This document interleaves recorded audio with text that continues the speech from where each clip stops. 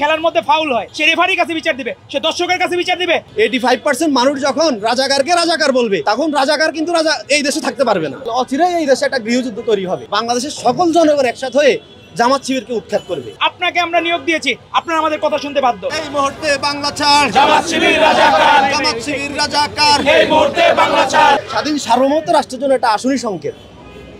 এই অবস্থা যদি সৃষ্টি হয়, তাহলে অচিরেই এই দেশে একটা গৃহযুদ্ধ তৈরি হবে। এবং আমি মনে করি বাংলাদেশের সকল জনগণ একসাথে হয়ে জামাত শিবিরকে উৎখাত করবে। এবং সেক্ষেত্রে প্রতিত স্বৈরাচাররাও সুযোগ দিবে, কারণ তারাও মুক্তিযুদ্ধের কথা বলে। তাহলে এই দেশের সকল মুক্তিযুদ্ধের শক্তি তখন আটকাতে পারবেন না, তখন সব একসাথে হয়ে যাবে। তাহলে এই সংখ্যাটা 85% হবে। 85% মানুষ যখন রাজাকারকে রাজাকার বলবে, তখন রাজাকার কিন্তু এই দেশে থাকতে পারবে না। এটা ইস্টাবলিশড হয়ে গেছে অলরেডি। যখন আওয়ামী লীগ জামাতকে রাজাকার বলছে, আমরা চুপ ছিলাম। যখন আওয়ামী লীগ জামাতকে রাজাকার বলছে, বিএনপি চুপ ছিল, যে না ঠিক আছে, ওরা 71 একটা অন্যায় করে ফেলছে, আমরা তার জন্য তারা অনুমত, আমরা সুযোগ দেই।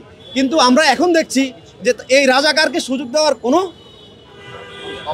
অবকাশ নাই, এবং এই রাজাকারকে সুযোগ দিয়ে বিএনপিও হয়তো ভুল করে ফেলেছে এখন তা। কারণ 5 তারিখের পরে একটু সুযোগ পাওয়ার পরেই একজন উপজেলা জামাতের সেক্রেটারি ঘোষণা দিয়ে দিল যে 3টা ইউনিয়ন অলরেডি পাকিস্তান হয়ে গেছে।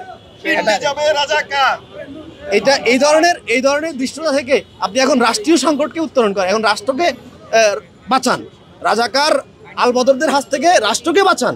এই স্লোগানে ছাত্রদল সক্রিয়, ছাত্রদল ছিল এবং থাকবে। দিল্লি গেছে স্বৈরাচার, দিল্লি যাবে রাজাকার, দিল্লি যাবে রাজাকার, দিল্লি গেছে স্বৈরাচার।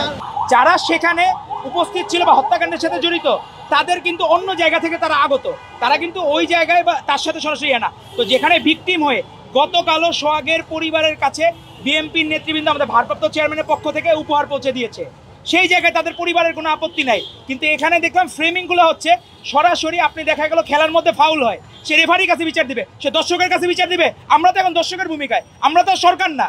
এই বিষয়টাই পরিষ্কার করার জন্য আজকে যারা গুপ্ত সংগঠন বিভিন্ন জায়গায় পরিবেশ খারাপ করছে এবং চিটাগাং বিশ্ববিদ্যালয় ভিসিকে বলেছে আপনাকে আমরা নিয়োগ দিয়েছি, আপনারা আমাদের কথা শুনতে বাধ্য। একটা শিক্ষার্থী হিসাবে শিক্ষকের হাতে এই ধরনের দৃষ্টতা ছাত্র শিবির যা করেছে, তার প্রতিবাদের দাবিতে আজকে বাংলাদেশ জাতীয়তাবাদী ছাত্রদল আর সকল ক্যাম্পাসে যাতে সুষ্ঠু স্বাভাবিক শিক্ষার পরিবেশ এবং সহাবস্থান থাকে, তার জন্য হচ্ছে আজকে আমরা বাংলাদেশ জাতীয়তাবাদী ছাত্রদল নয়াপল্টন থেকে শাহবাগ পর্যন্ত আমাদের বিক্ষোভ মিছিলের আয়োজন করা হয়েছে এবং স্মরণকালের সর্ববৃহৎ অনুষ্ঠান আজকে অনুষ্ঠিত হবে ইনশাল্লাহ, বিক্ষোভ মিছিল হবে ইনশাল্লাহ।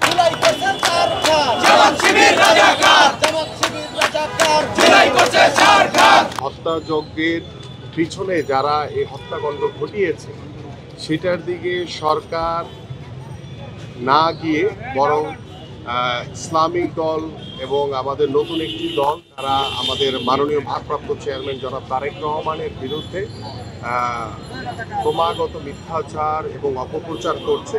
এবং পাশাপাশি যে মিটফোর্ডে যে হত্যাযজ্ঞ হয়েছে, সেই হত্যাযজ্ঞের দৃষ্টান্তমূলক শাস্তির দাবিতে আমাদের ছাত্রদল আলাদা করে একটি বিক্ষোভ মিছিল করবে এবং আমরা ঢাকা মহানগর উত্তর, দক্ষিণ এবং অঙ্গ সংগঠন সহ আমরা পল্টন পার্টি অফিস থেকে আমরা আরেকটি বিক্ষোভ মিছিল করব, যে আমরা আশা করি যে যারা এই হত্যাযজ্ঞের সাথে জড়িত রয়েছে, সরকারের কাছে আহ্বান করব যে তাদেরকে দৃষ্টান্তমূলক শাস্তির দাবি করছি, পাশাপাশি তাদেরকে খুঁজে বের করে আইনের আওতায় এনে তাদের দ্রুত বিচার করা হবে।